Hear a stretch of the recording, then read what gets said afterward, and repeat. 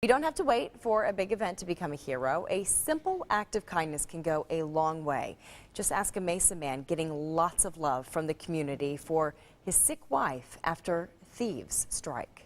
A wife's love of roses. Back in Minnesota, we had tons of roses. And a husband's love. I would cut roses off of those and bring them into the bedroom for her so she could smell her roses every morning. Dennis Flieger planted the rose bushes for his wife, Kim, hoping to lift her spirits. April 2011, my wife was diagnosed with stage 4 cervical cancer.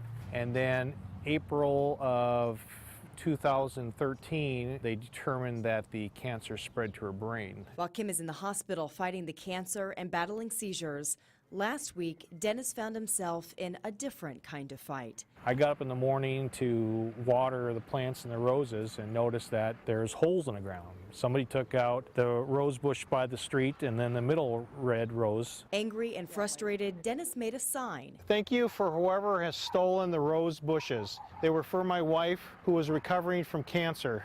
Then I put thanks. He was hoping the thieves would see the sign, maybe even bring back the roses. But he didn't expect what happened next. He seemed really shocked and stunned. He was like, I can't believe, someone would come by and do this. Keith Duffin and 3 of his kids saw the sign earlier in the week and wanted to help. This guy pulls up with 3 kids, drops off these rose bushes. I took pictures of it and sent it to her and stuff, and my daughter said she was actually in tears. Well, it's hard not to have empathy with someone that's already in a painful situation. Dennis says the roses meant the world to Kim, and for him, the gesture presented another challenge, this time a welcome one.